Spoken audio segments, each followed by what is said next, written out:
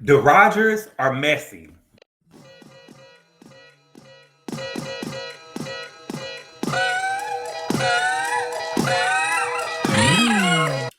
What's good, everybody? Thank you all so much for clicking on the video. I really appreciate it. We are here today to talk about Belle Collective, Season 6, Episode 7. And the name of the episode is called Belle, Eve, and Miracles. I know I'm late. I'm sorry that I'm late. And I'm sorry. But I'm trying to get back on track, okay? And I hate when I fall behind. Because I feel like I'm going to end up, doubling up and doing 2 and 3 reviews in one day. And it takes me a long time to do reviews. And so, we're here. We're here, okay? So, the episode started off with Teasha and Glen, okay? They talk about the trip. Lateshia is back at home. And she said that she's tired. And when she said that she was tired, I'm like, girl, what are you tired from? Because you didn't do a goddamn thing for the brunch. You didn't do anything from the brunch. Oh, girl set everything up, okay? So she said that she's tired because she had to deal with Latrice, okay? Teasha tried to overtalk what happened in the DMs and said that it was nothing and old, but it can't be nothing and old, right? It can't be both. Either it was nothing and it don't matter, or either it was old and that means something, but it was so long ago. But it can't be both. Okay. She said that she feels like that the two people that she poured into don't pour into her. She shares with Glen that she had a conversation with Latrice. She said that she was genuine, but she doesn't know about Latrice. And she said that she still feels guarded around Latrice, as she should. Okay. Glen said that he wants to speak to Cliff because he feels like he look at the Rogers as family. And the fact that Latrice set this up doesn't sit well with him. And he said if it's going to be the Pearsons versus the Rogers, then let it be that. Glen also says that he has something planned for Lateshia and he wants her to clear her schedule for next Friday. Lateshia said, cool, where you taking me? The only thing that she requests is that the friend group is not invited because she's not ready to be around them. Okay? Across town, Latrice and Cliff, instead of going home, she goes to the condo and act like that she's moving in. Now, I remember Cliff saying last week or the week that they was getting ready to go to be with, what's my girl name? Carrie. Okay. I remember when she went before she left to go to the trip with Carrie, she asked Cliff where he was going to be staying while she was gone. And he said that he was going to be in the condo. So I don't know why she's surprised that he's still at the condos. Okay. Now, she briefly shared with Cliff what happened between her and Lateshia. She said that she feels like Lateshia is still pissed at her. And then she started saying something about they need to keep a united front. I believe that Latrice told him that if Glen said anything to make it seem like he didn't know anything or to defend her. I think they cut that conversation up when she was saying about a united front and talking about both of them living at the condos. I believe they cut that up because it doesn't really make any sense to me. Y'all own both places. That has nothing to do with a united front, in my opinion. A united front is we gonna be on the same page in front of everybody. And that means that he gonna have your back if Glen come and say something to him about the setup that she did with Amanda and Lateshia. Okay. Next we got Tamara. Tamara has this sneaky, slick energy to her, and I don't like it. I don't like it. She said that one of the reasons that her and Damon aren't married is because of their finances. And it's not about them anymore. Now they have a daughter. And the daughter name is London Simone. I mean, okay, let me be quiet. Okay? My thing is, you didn't think about that before you got knocked up? You're stupid. You're not smart. You're not smart. Oh, Miss, I plan everything. You didn't think that you should have checked his finances before you got knocked up? Now, what I think is going on is I think that Tamara probably makes more than Damon, and I believe that she probably has better credit than him, and that makes him uncomfortable because he probably feels emasculated, which is why what Big Swole ended up saying, I don't want to call him man Big Swole. His name was Martin. His name was Martin. I believe his name was Martin because I remember thinking Martin. Right? But I do believe that he probably feels emasculated because he probably knows that she makes more than him and she probably has better credit than him. And he doesn't want to open up. And I feel like that she wants him to open up, but her energy isn't giving me I want you to open up. Her energy is giving me like she's trying to throw it in his face, low key, right? And I think that if Tamara wants to help him and make him feel comfortable, she has to do her part as well, right? I feel like she's being real slick and sly with what she's trying to do and the things that she's trying to say. And it just don't sit right with me, okay? Damon ended up admitting that he messed up his finances earlier in life, and he's just starting to get a hold of things. Tamara seems to take the advice that Martin gave and said that she'll step off. But Damon said that he doesn't mind, being open and sharing his finances. And hopefully they find a happy medium. But if I'm Tamara, I feel like that she needs to be hiding money on the side. You stupid girl. I feel like, because I wouldn't trust putting all my money into an account with him just right off at all, ever. You get what I'm saying? But I just wouldn't trust putting all my money into an account with him, the fact that he's scared to share. Okay? Then we get Cliff and Glen. Glen pulled up at Taste and talked to Cliff, and he expressed that he looked at Cliff as family, and if something would have happened at his house, he would have shut it down. Okay?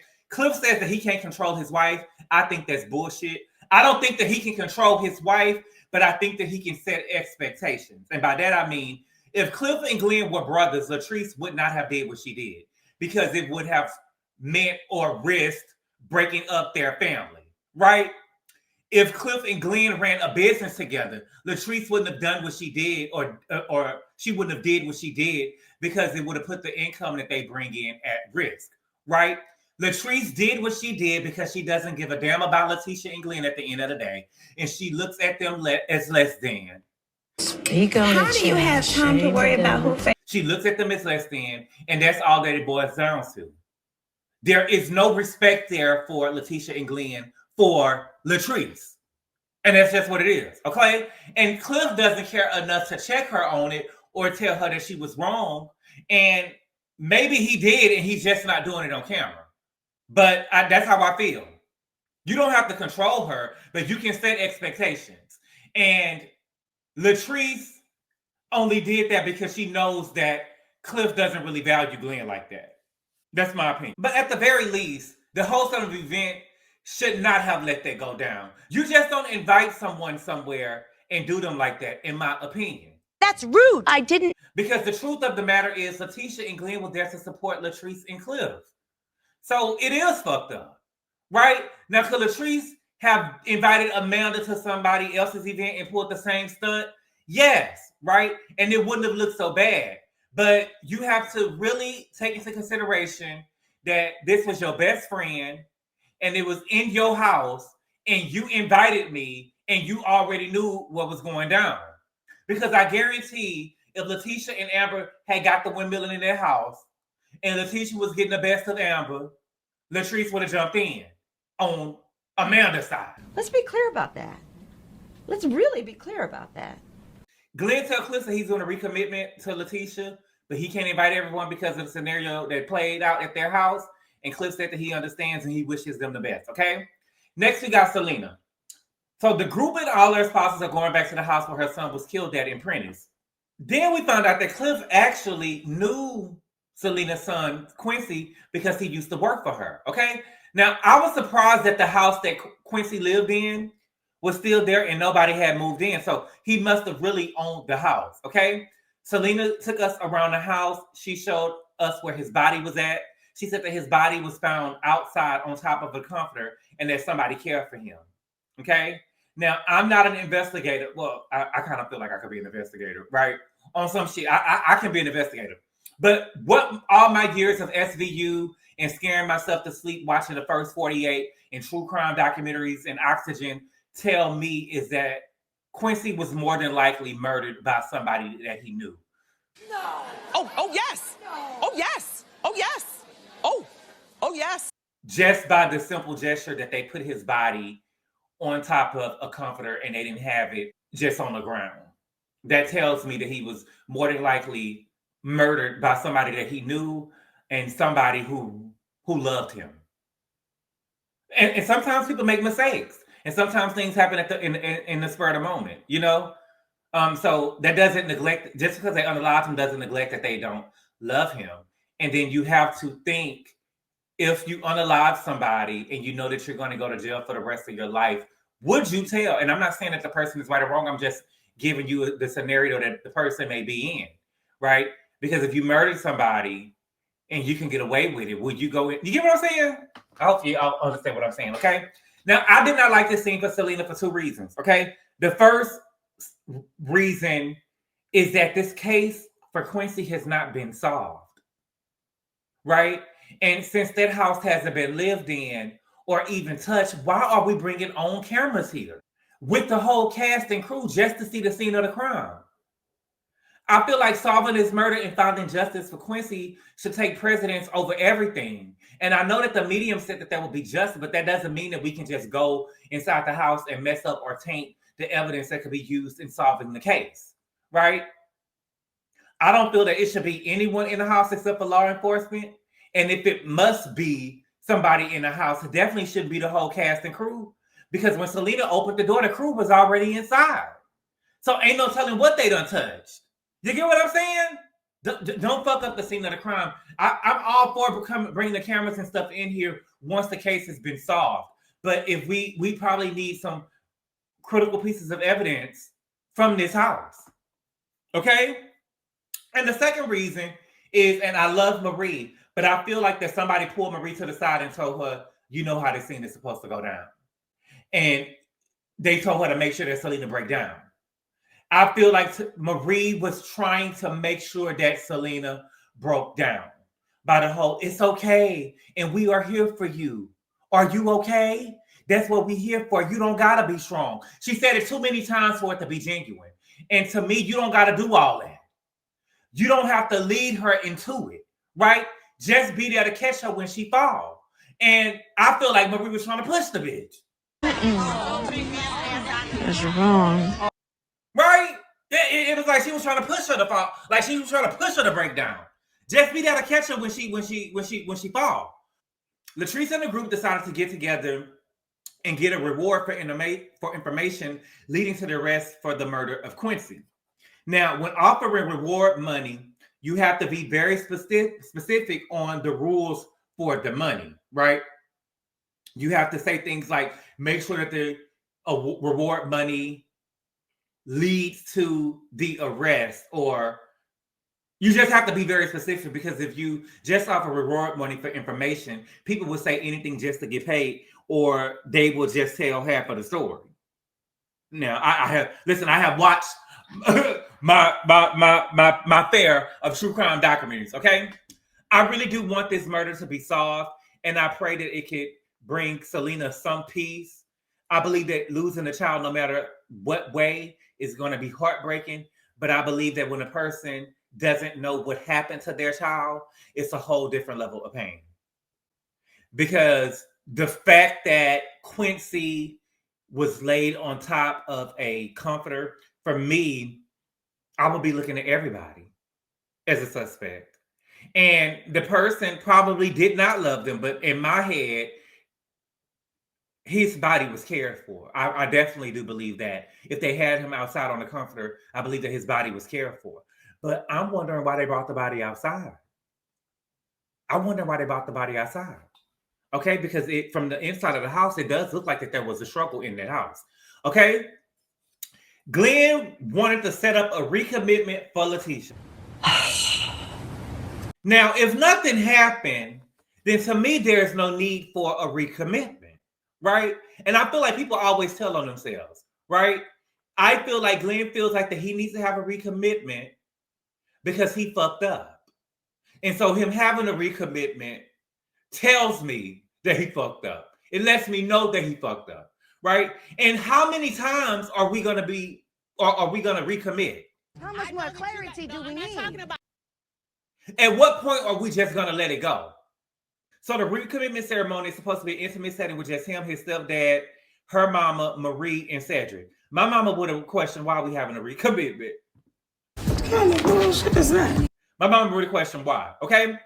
It's supposed to be a surprise, but Glen woke up late, so nothing is going as planned. And I feel like that's because he's not serious, okay? Somebody called Lateshia and asked her for information about it, and she said that she didn't know anything about it. So the surprise is ruined, which she told you at the beginning that she didn't want nobody else there. She didn't want the friend group there. So the only person that should have been there was her mama and your stepdaddy. And it's given to me that Glen is slow because the first line of the invite, if you sent them out to people that she told you not to send them out to, it should have been "Don't tell Lateshia." It should have been on the first line, in the middle, and at the end. So the fact that you sent something out to people, it's giving slow. Okay, I think that Glen thinks that because he's doing this gesture that Lateshia is supposed to be happy, or he feels like that he's doing her a favor, and that is manipulation. You are a master manipulator. Okay. Let's be real. Right?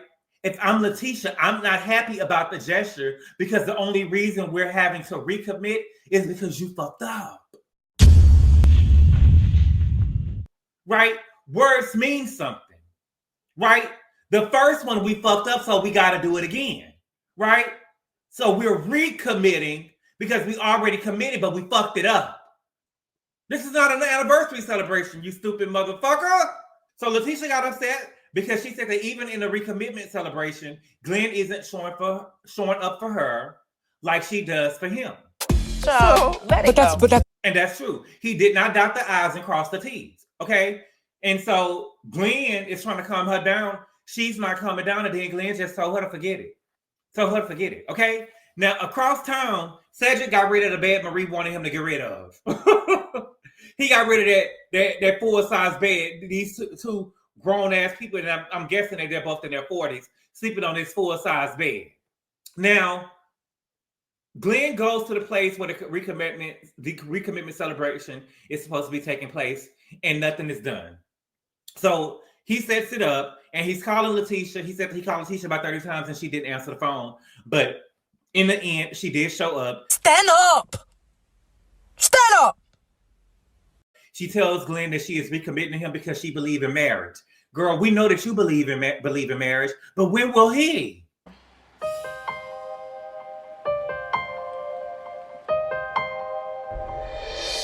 When will he?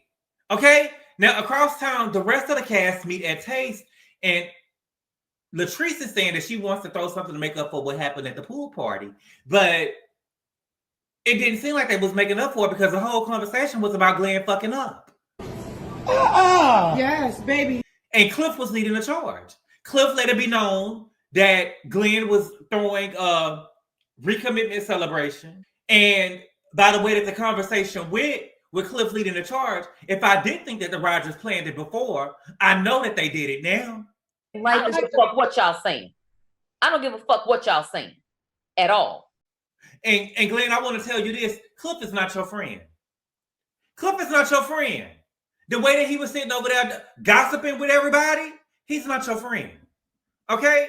And y'all, pretty much that was the episode. Okay? Again, I'm sorry that the review was late. I got caught up, but it is here before the next episode come on, okay? Now I'm going to have to do the Braxtons and Love and Marriage Huntsville. I feel like those reviews are going to be done on the same day, and I'll probably ended up catching up sometime next week. But let me know what y'all think. Do y'all think that Latrice and Cliff respect Glen and Lateshia? I don't think so. By the whole conversation that happened, by the whole thing that happened at the pool party, and this whole conversation that happened at Taste, it's giving me they don't give a fuck about him. And if I'm Glen and I saw that, I'll be upset. And do y'all think that Lateshia ought to be happy for the recommitment? Right? I'm not happy about no recommitment, motherfucker, because you fucked up. We have to recommit because you fucked up. This is not a celebration. You know, it shouldn't even be called a recommitment celebration or recommitment ceremony. Because to me, I'm embarrassed that I got to get in front of my mama and we got to recommit again. You get what I'm saying? This is embarrassing. This is not a wedding anniversary. This means that we fucked up and we're trying to go at it again. And even at the beginning of the episode, Glen was saying, listen, we just got, what? Y'all just got back and y'all fucked up again? I don't like it. All right? But thank y'all so much for clicking on the video, y'all. I really appreciate the love and support, and I will see y'all later. Adios.